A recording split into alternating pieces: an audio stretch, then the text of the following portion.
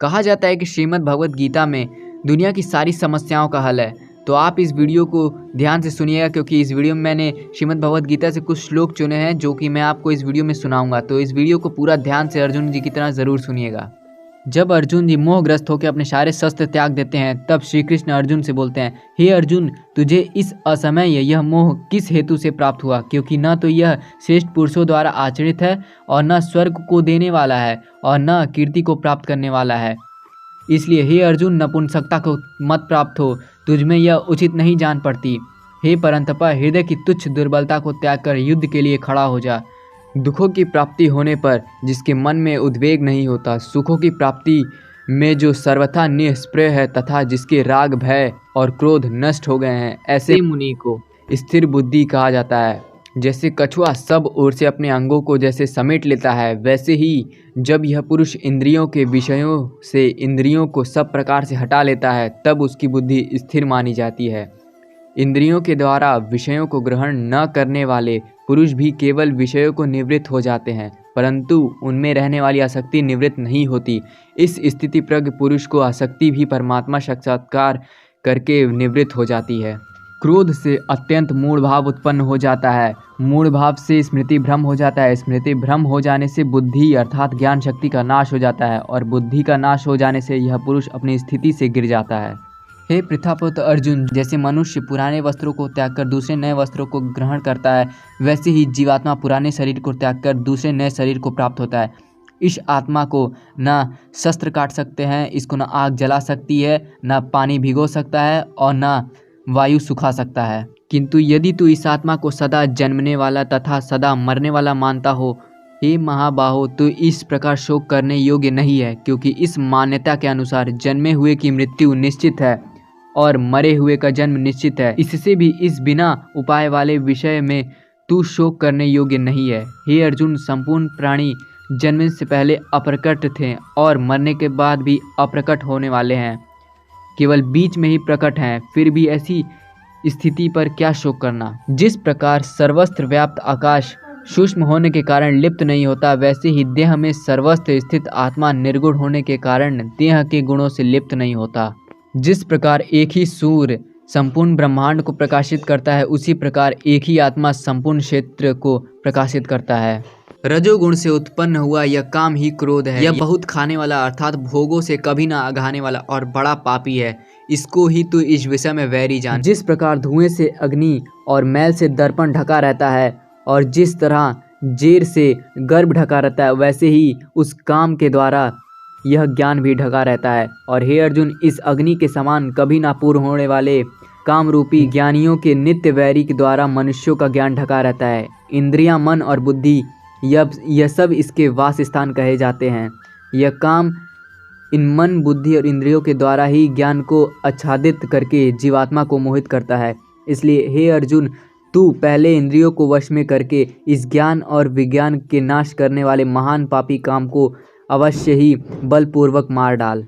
क्योंकि जैसे जल में चलने वाली नाव को वायु हर लेती है, वैसे ही विषयों में विचरती हुई इंद्रियों से मन जिस इंद्रिय के साथ रहता है, वह एक ही इंद्रिय इस अयुक्त पुरुष की बुद्धि को हर लेती है। इसलिए हे महाबाहो, जिस पुरुष की इंद्रियां इंद्रियों के विषयों से सब प्रकार निग्रह हुई हैं, उसकी बुद्धि स्थिर है।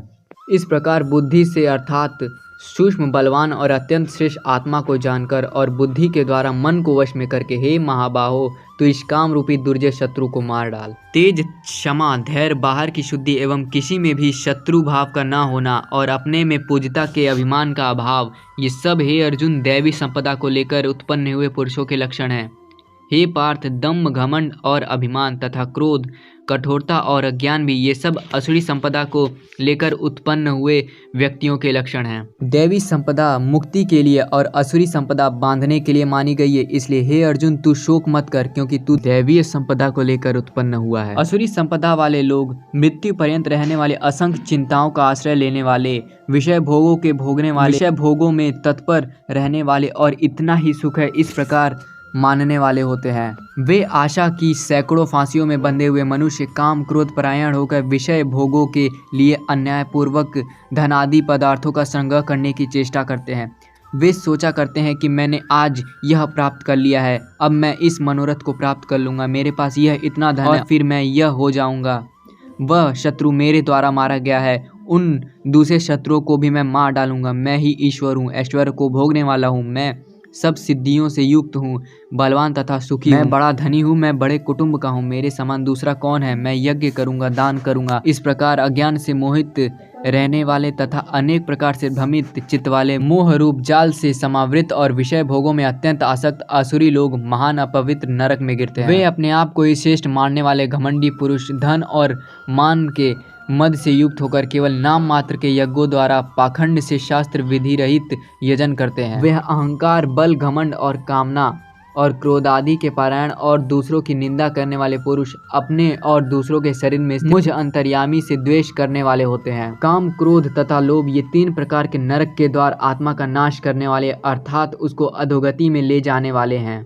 अतएव इन तीनों का त्याग करना चाहिए। हे अर्जुन, इन तीनों नरक के द्वारों से मुक्त पुरुष अपने कल्याण का आचरण करता है, इससे वह परम गति को जाता है अर्थात मुझको प्राप्त होता है। संपूर्ण प्राणियों के लिए जो रात्रि के समान है, उस नित्य ज्ञान स्वरूप परमानंद की प्राप्ति में स्थिति प्रज्ञ योगी जागता है, और जिस नाशवान सांसारिक सुख की प्राप्ति में सब प्राणी जागते हैं, परमात्मा को तत्व से जानने वाले मुनि के लिए वह रात्रि के समान है। कड़वे, खट्टे और लवण युक्त, बहुत गर्म, तीखे और रूखे, दह कारक और दुख, चिंता तथा रोगों को उत्पन्न करने वाले आहार अर्थात भोजन करने के पदार्थ राजस पुरुषों को प्रिय होते हैं। जो भोजन अधपका, रस रहित, दुर्गंध युक्त, बासी और उच्छिद तथा जो अपवित्र है, वह भोजन तामस पुरुषों को प्रिय होता है। आयु, बुद्धि, बल और आरोग्य, सुख, प्रीति को बढ़ाने वाले, रसयुक्त, चिकने और स्थिर रहने वाले तथा स्वभाव से ही मन को प्रिय ऐसे आहार अर्थात भोजन करने के पदार्थ सात्विक पुरुषों को प्रिय होते हैं। किसी भी जीव जंतु को किसी प्रकार भी न सताना, दुख सुख में समचित रहना, यह एक श्रेष्ठ मनुष्य के लक्षण है। जब मनुष्य के अंदर तमोगुण के लक्षण बनने लगते हैं तो उसके अंतःकरण और इंद्रियों में अप्रकाश, कर्तव्यों में, कर्मों में अप्रवृत्ति और प्रमाद अर्थात व्यर्थ चेष्टा और निद्रादि अंतःकरण की मोहिनी प्रवृत्तियां ये सब उत्पन्न होने लगती हैं। जो पुरुष संपूर्ण भूतों में सबके अंतरूप मुझ वासुदेव को ही व्याप्त देखता है और संपूर्ण भूतों को मुझ वासुदेव के अंतर्गत देखता है, उसके लिए मैं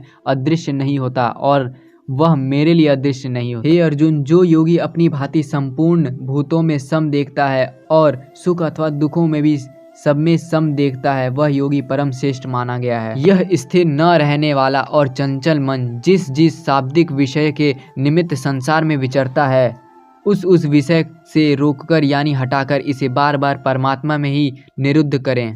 श्रेष्ठता के अभिमान का अभाव, दंभाचरण का अभाव, किसी भी प्राणी को किसी प्रकार भी न सताना, क्षमा भाव, मन वाणी की सरलता, श्रद्धा भक्ति सहित गुरु की सेवा, बाहर भीतर की शुद्धि, अंतःकरण की स्थिरता और मन इंद्रियों सहित शरीर का निग्रह, यह सभी एक श्रेष्ठ मनुष्य के लक्षण हैं। जो पुरुष सब में समभाव से स्थित परमेश्वर को समान देखता हुआ अपने द्वारा अपने को नष्ट नहीं करता, इससे वह परम गति को प्राप्त होता है। जो पुरुष संपूर्ण कर्मों को सब प्रकार से प्रकृति के द्वारा ही किए जाते हुए देखता है और आत्मा को अकर्ता देखता है, वही यथार्थ देखता है। जिस क्षण यह पुरुष भूतों के पृथक पृथक भावों को एक परमात्मा में ही स्थित तथा उस परमात्मा को ही संपूर्ण भूतों का विस्तार देखता है, उसी क्षण वह सच्चिदानंदन ब्रह्मा को प्राप्त हो जाता है। अच्छी प्रकार आचरण में किए हुए दूसरे के धर्म से गुण रहित भी अपना धर्म श्रेष्ठ है, क्योंकि स्वभाव से नियत किए हुए स्वधर्म रूप कर्मों को करता हुआ मनुष्य पाप को नहीं प्राप्त होता।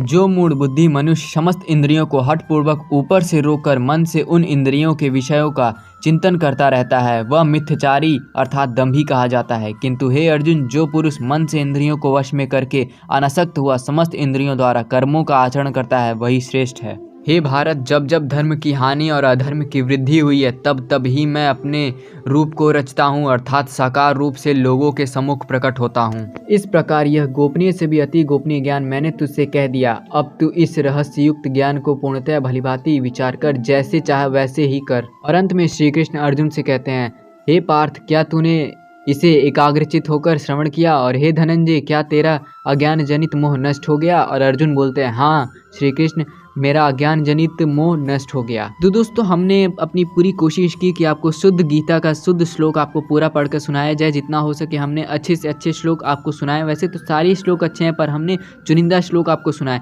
आपको ये वीडियो कैसा लगा हमें कमेंट करके ज़रूर बताएं और ऐसी वीडियोज़ के लिए हमारे चैनल को सब्सक्राइब ज़रूर कर दें और कोई कमेंट हो तो उसे कमेंट करके ज़रूर बताएं।